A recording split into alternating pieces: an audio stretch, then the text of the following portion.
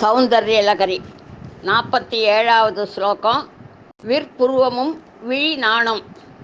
ப்ரூவௌ புக்னே கிஞ்சித் புவனபயபங்கவ்யசனினி த்வதீயே நேத்ராभ्यां மதுகரருச்சிभ्यां धृतगुणं धनोर्मध्ये सव्ये दरकरगृहीतं रतिपते प्रकोष्ठे मुष्टौ च ततगतयति निगूढान्तरमुमे.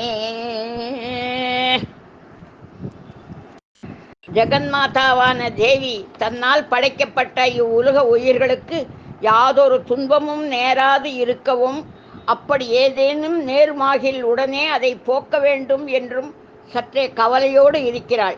இதனால் அம்மையின் சிறிது வளைந்த இரு புருவங்களும் ஒரு வில் போலவும், தேவியின் நீண்ட கண்களில் கருவிழிகள் வண்டுகள் போன்றும் ஒளிர்வதால் நான்கயிறு பூட்டப்பட்ட மன்மதனின் வில் என எண்ணத் தோன்றுகிறது.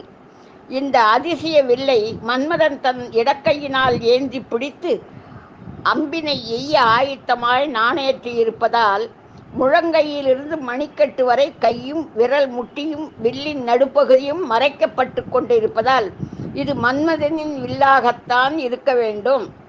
இவ்வண்ணம் தேவியின் புருவங்களை காமனின் வில்லாக தியானிப்பவர்களுக்கு திண்ணமான காமஜயம் உண்டாகும் என்பது ஸ்லோகத்தின் அர்த்தம்.